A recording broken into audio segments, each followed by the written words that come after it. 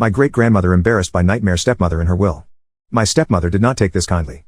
My great-grandmother and I were very close. As I grew up, her home was always a sanctuary away from my dad and stepmother's bullcrap. As a side note, I effing hate my stepmother with all my heart.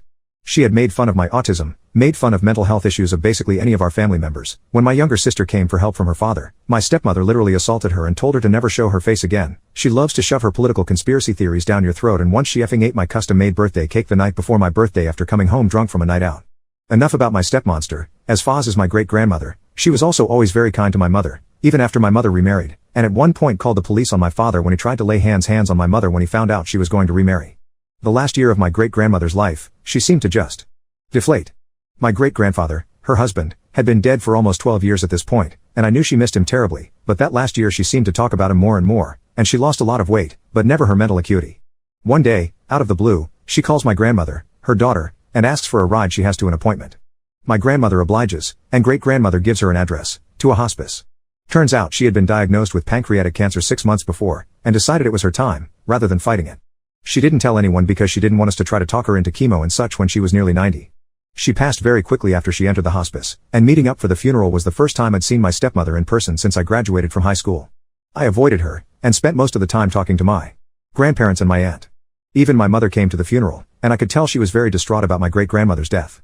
It was a lovely service in her tiny Methodist church, and then she was buried next to my great-grandfather in the nearby cemetery. My grandmother asked everyone to stay in town while she handled the will, and then we'd separate everything out.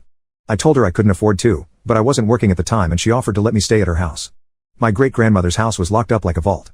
My grandmother, probably in a blessed moment of foresight, hired security to watch over the house and its possessions 24 hours a day, and wouldn't you know, every day they had to report a redhead in her mid-30s tried to go into the house and they had to turn her away. About 3 weeks later, my grandmother called everyone together at my great-grandmother's house to handle the will. Please friends, line the llamas up to the left, yourselves to the right, and snacks will be handed out in an orderly fashion. My grandmother decided to do a reading of the will. I am about 100% sure, this was because her own llamas were nearly starving from 3 weeks of laying low, and they desperately needed to be fed. Attorneys don't normally do readings of the will like you see in movies, so my grandmother read it, but my great-grandmother's attorney was there, with a box, that was to hand out things from my great-grandmother's safety deposit box in the bank. The will was organized by generation. To my grandmother, the house and whatever remains of her possessions and money after everyone else listed has received theirs. To my great-uncle, my great-grandfather's personal effects, like his watches and cuff links.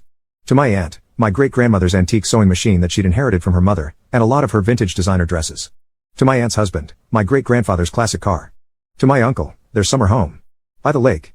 To my uncle's wife, my great-grandparents' books except the cookbooks, and the bookshelves to keep them in. To my dad, my great-grandfather's golf clubs, pipes, and camera equipment. To my father's wife, also known as my stepmother, $1 with a notation that she never forgave her for the way she treated her precious great-grandchildren, and that she will enjoy watching her burn in hell, even if it means great-grandmother is condemned to hell herself for such vindictive thoughts. I think my grandmother was fighting off a smirk the whole time she read that. It was taking all of my self-control to keep my butt effing silent. Thank God I had tissues so I could pretend I was crying into them while laughing silently. To my father's first wife, my mother, $250,000, plus whatever is needed to pay off her house and student loans. Y'all, my mother wasn't even at this meeting.